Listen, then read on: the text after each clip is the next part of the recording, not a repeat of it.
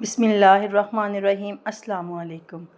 क्या आपका पुलाव भी अक्सर चिपक जाता है या इसमें वो शानदार खुशबू नहीं आती? आज हम शेयर करेंगे वाइट पुलाव के कुछ ख़ास सीक्रेट्स जिनसे आपका पुलाव भी परफेक्ट बनेगा। 1 kg चिकन ले लिया है और ये राइस जो है इनको भी मैंने भिगो दिया है। ऑयल में हम ज़ीरा, काली मिर्चें, तेज़पात, छोटी इलायचियाँ और बादियान के फूल शामिल करके फ्राई करेंगे। बादियान के फूल इसका टेस्ट इन्हांस कर देंगे। अब प्याज हल्के से फ्राई करने हैं, ज़्यादा फ्राई नहीं करना। फिर उसके अंदर 2 चम्मच लहसुन डाल के साथ ही चिकन डाल के उसकी अच्छी तरह से हमने भुनाई करनी है ताकि गोश्त की स्मेल जो है वो ख़त्म हो जाए। इसमें अपने प्याज का स्पेशल ख्याल रखना है, आपने इसको बहुत ज़्यादा ब्राउन नहीं करना है।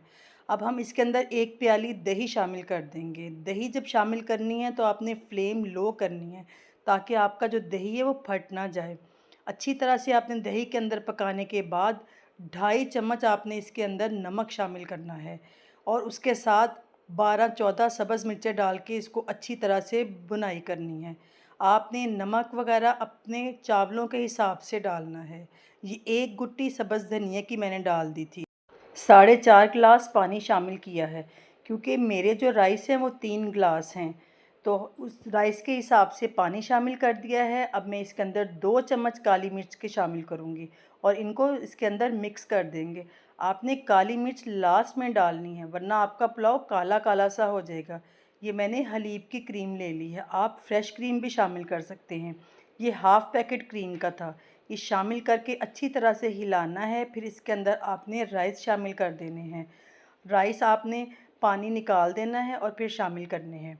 अच्छी तरह से राइस को हिलाना है आपने और ज़्यादा दफ़ा आपने राइस को नहीं हिलाना। राइस को ज़्यादा हिलाने से भी राइस टूट जाते हैं और फिर वो वैसे परफेक्ट सा पुलाव जो है वो तैयार नहीं होता है। पानी में बॉयल आना शुरू हो गया है। अब मैंने 2 टमाटर ले लिए थे, बारीक बारीक कट कर लिए थे, वो भी हम डाल के जस्ट मिक्स कर देंगे इसके अंदर। टमाटर मिक्स करने के बाद हम इसके ऊपर ढक्कन लगा के जब तक पानी ड्राई नहीं होता तो हम इसको पकाएंगे। पानी हमारा ड्राई हो गया है, अब हम इसको दम लगा देंगे।